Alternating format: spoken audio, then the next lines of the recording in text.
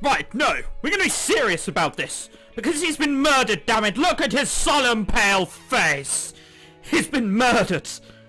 If some of us had got here quickly, he could have been saved. But now, we can just let him explain why he was killed. Some of you may think this is odd, but no, I believe he is dead. Right, I'll be happy to. You see, I got a text... What is the music? I got a text from Rachel to come meet her out here in the hallway between classes. Pretending I had to use the bathroom, I left my classroom and came out here to wait for her. Yeah, whatever that meant. I ended up waiting for 8 minutes when a figure approached me from behind. That's rather specific. When I turned around, a knife was jammed into my chest and I was thrown down to the ground. During the last moments of my life, I lay here in pain, gripping my chest. It's serious, damn it! He's been murdered! Did you see? He's been murdered! Oh no! Did you happen to see Rachel when she murdered you?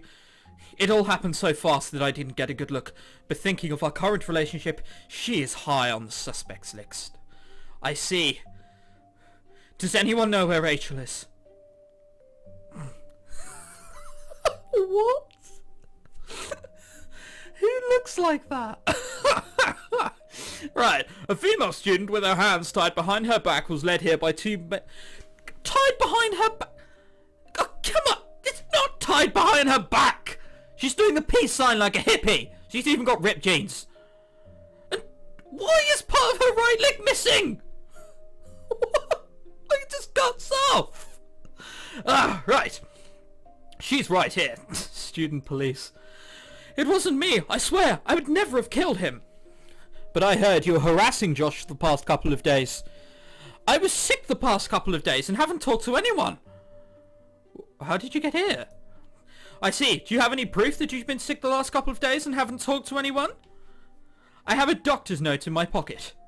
Doug goes up to Rachel and places his hand in her pocket. As he digs around, she twitches and blushes, kicking Doug in the shin. You're aiming for the wrong place. Doug, don't get distracted, damn it! This is a murder! It's serious! My apologies. Doug finally retrieves a slip of paper dated to a couple days ago. Well, this proves that you were sick. But that doesn't prove she couldn't have harassed him. She could have easily done it over a cell phone. Let me check the phone for previous records. Fine. Jessica hands Josh's cell phone to Doug. He checks it. The history has been erased. That means you can't say Rachel didn't do it. Can I see your cell phone, Rachel? What? Sure. Why would she do it? Right, I'm sure they'll tell us. Doug takes her cell phone and browses through it. I don't see anything. Maybe she deleted them so there wouldn't be evidence that she erased them. Why did you insist that she's the killer, Jessica? Because she obviously did it. Her name is written in blood here. It has to be her. Doug kneels down and examines the blood and the writing. Josh couldn't have written this. Right. This is the Chinese, damn it, the Chinese! Why do you say that? Because Josh said that he held onto his chest during his last moments. Corpses don't talk, buddy. I have evidence that he didn't do it. Doug retrieves a beta tape from his pocket. I don't know why I said beta. Beta, that's the proper way.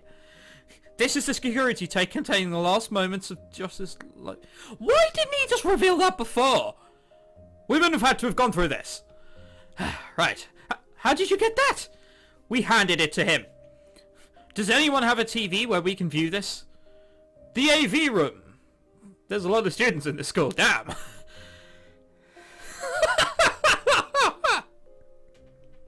I love student names. Yeah. Everyone, including myself, heads to the AV room. Please put this on. Of course. AV student. That makes sense. The student who works in the AV room plays the tape. The video containing the footage of Josh standing in the hallway waiting for a good 8 minutes. Then Jessica appears. Standing next to Doug, Jessica is starting to tremble. I'm just going to go out on a whim here and say she's the killer. What could possibly bring you towards such a drastic solution, Mark? Damn you! This is a murder investigation. So, you met with Josh before his death? No, I didn't. On the TV, Jessica pulls out a knife, stabs Josh in the chest and throws him down on the ground, causing the knife to pierce his body. Blood begins to spread out on the floor as Jessica removes the knife, writes Rachel's name in blood, and places Josh's finger on it. So Jessica is the killer. I'm not so sure about that. But the tape clearly shows it. I'm having my doubts here. Rachel, may I see your phone one more time? Sure. Rachel hands her phone to Doug again. Let me guess, was it me dressed up as Rachel? I look over his shoulder to see an image of Josh on the screen. This is Josh, correct? Yes, it was taken on a date from a month ago. The two of us went to the park and spent the afternoon there. Okay. There's something about this picture that I almost missed completely. A small detail that can change this case completely around. You two are having sex and it was jealousy. What is it, Mr. Protagonist? Both of them have a mole on their cheek. Ah, they do. You can see them on the screen here. You haven't been paid at all, have you, AV student? Although, this is good dramatic music. I say that and it goes to fucking Chinese Oriental. Oh dear. However, their moles are on opposite cheek. Student what's his face? They are! Doug walks up to Jessica, who is now trembling. Reaching his hand out, Doug spins Jessica around and reaches under her shirt, clasping his hand on Jessica's breast. A couple of students gasp as this is purely sexual harassment. Heh. When Doug pulls his hand from under his shirt, a pad was in his palm. Josh has a mole on his left cheek. However, the dead Josh has a mole on his right cheek. The Jessica in this room has a mole on her left cheek. They switched places. The hell? Student A cup. But why? Okay, you got me. But why, Josh? After you dumped me like that, I couldn't handle it. I loved you, and I still loved you. I can't imagine anyone else having the opportunity to be with you. But you kept rejecting me over and over again. Oh, you broke up with me. That's when I came up with the idea to frame you for murder. I just couldn't kill anyone, however. That's when my sister came into the picture. Did I miss something? I thought they picked up the corpse and he just dusted himself off. Right, whatever. I asked her to go to school as me today as a prank of sorts. Then I asked her to meet me in the hallway during third period. That's when I murdered her. I killed my own flesh and blood for you, Rachel. Can't you see? It would have been just the two of us. Does this make sense to anyone? I was lost ages ago. Do you regret what? Doug begins to laugh maniacally. All the other students began to clap with some cheering. That's some short-ass lesson. Damn. Right. Doug, Jessica, Josh and I were at the nearby convenience store buying lunch. Doug was buying Jessica and Josh lunch as payment for their help installing the test today. Right. They were still dressed up as each other, having yet to change clothes. I gotta say, you are a convincing girl. Thanks. You can see it, can't you? You can see it. Oh dear. The two of us have done it a bunch of times in the past, so it wasn't that difficult of a role to play. So I assume you are both in theatre? Yeah. We plan on making it big in Hollywood together. With... singing in the background again. Oh dear. Right. Well, you two did a good job with the terrible material you were handed. That's just part of the job. If you can't be convincing even with a terrible script, you don't have the right to be called an actor. I think some actors would disagree. I'm not that good of a writer, but you accomplished what you set out to do. It has to amount to something at least. That's true. I'm going to bet she will fail you regardless. Even as Mrs. Noir, brackets point, flunks me for that stunt, the school will remember this for years to come. And I'm glad I was a part of it. Hey Jessica, think I can have my clothes back? Why do you want it back so bad, Josh? It's kind of embarrassing now that everyone knows. Jessica hands Josh a bag that I guess has his clothes. Thanks. Jessica waves as she leaves the store. But when Josh looks inside the bag, a look of terror replaces his cool look. Damn it, Jessica, these are your gym clothes. Mind going to PE for me? Fuck that! Whoa! Swearing? This is a family visual novel. Josh runs after Jessica, who runs away laughing. Quite the interesting pair. This is amazing. Though now I feel bad for Josh. Can't help them all, they got their payment, the rest is on Josh's shoulder. The two of us return to campus, eating our convenience store sandwiches as we walk. Hey! Ariane and Sam run up to the two of us. Oh god, two girls bonding. Oh, right, hang on. I'm just going to put my helmet on quickly as protective gear. What's up? They started Cake Week. What? They're selling cake in the cafeteria. Cake, I say, cake! And we talked about this last week too. Don't just stand there, let's go over there. And so we ran to everyone. Oh right, all gone, that makes sense why no one's there. Doug falls on his hands and knees, tears dripping down his face. Damn it! This might sound stupid, but why are you guys emotional about not getting a piece of cake? Sam, Doug and I slowly turn our heads towards Ariane, giving her a devilish look. Ariane steps back a bit until Sam waltzes over to Ariane and wraps her arm around her. You poor girl, you never had a piece of the best cake in the world. The best cake in the world? Indeed, once a year, Miss Shart from Chate. There we are. It sounds better than Shart. Chate from Economics makes a specialty cake and sells it to the student body as a way to raise funds for the cooking club. It is, by far, the most incredible treat in the world. Once you have eaten it, you end up craving for more and more until you reach the point where you will murder someone for a piece. That's what Josh and Jessica got up to. But it's just cake. The three of us begin to laugh in Ariane's face. You don't get it, do you? I guess I can understand because you've never had any of it before. The cake has been banned in some states because of how delicious it is.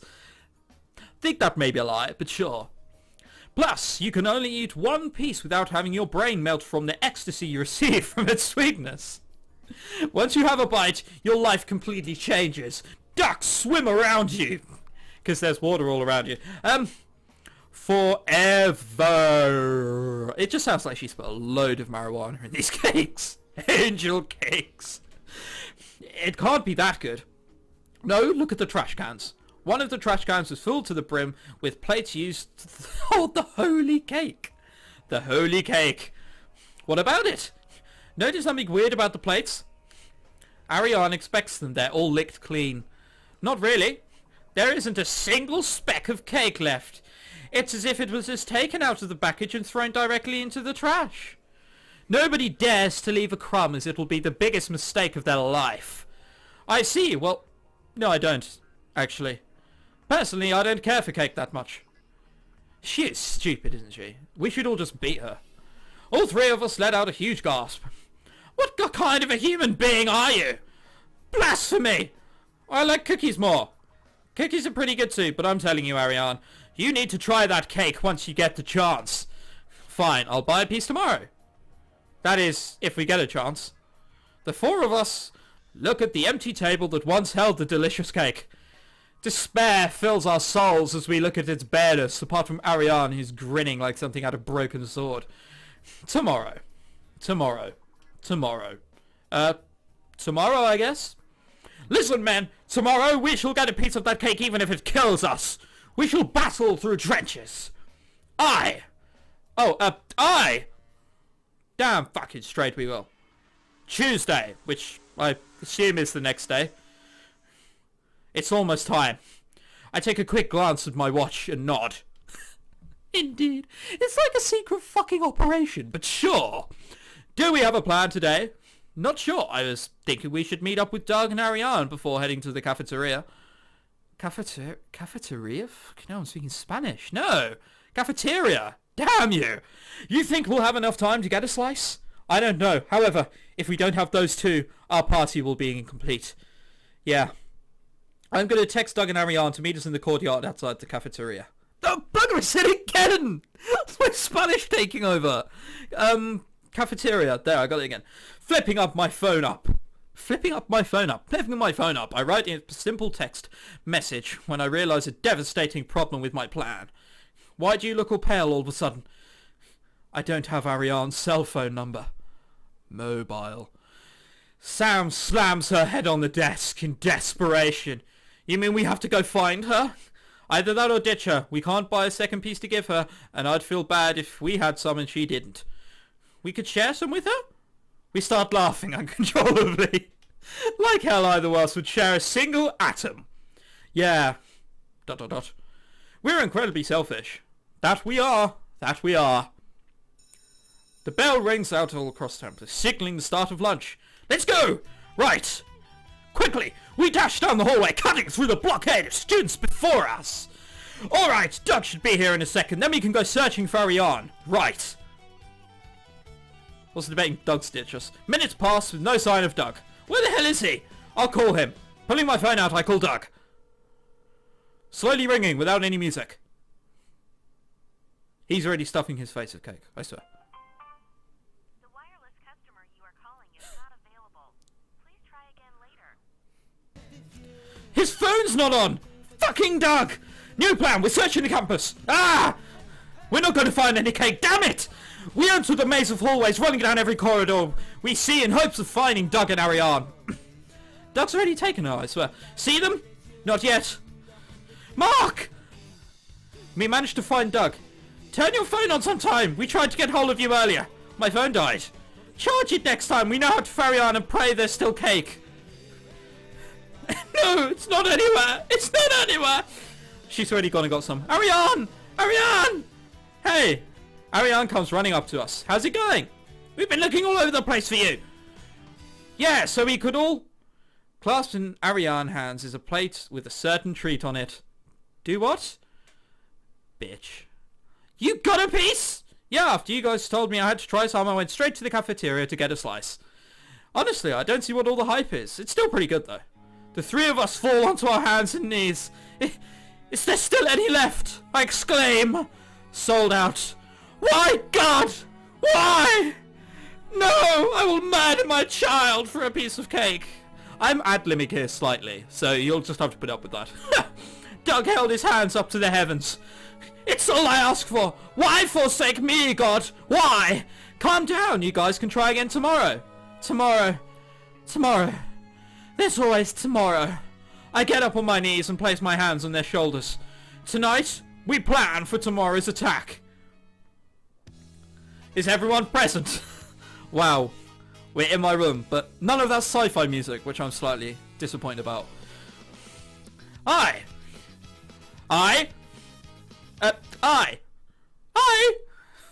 Fuck off. He's standing incredibly in front of her. Alice, what are you doing in here? I want to be a part of this mission too. You'll just get in the way. Get out! What? Come on! Out. Fine. Alice gets up and stomps out of my room. Why did the music stop and continue for that? Okay, let's review what went wrong today. Miss Howe. Sam stands up and picks up over to the whiteboard, clearing her throat. Our first problem was the lack of communication. Doug's phone wasn't charged, so we had no contact with him. Secondly, Mark had yet to get Ariane's phone number. I gave it to him after school. Great work. Doug. Yes, ma'am. You will charge your phone tonight and every night until you die a horribly slow death. What? Why does he have to die a horribly slow death? Oh dear. So if he does a quick death, does he still have to keep doing it? Oh dear. Right.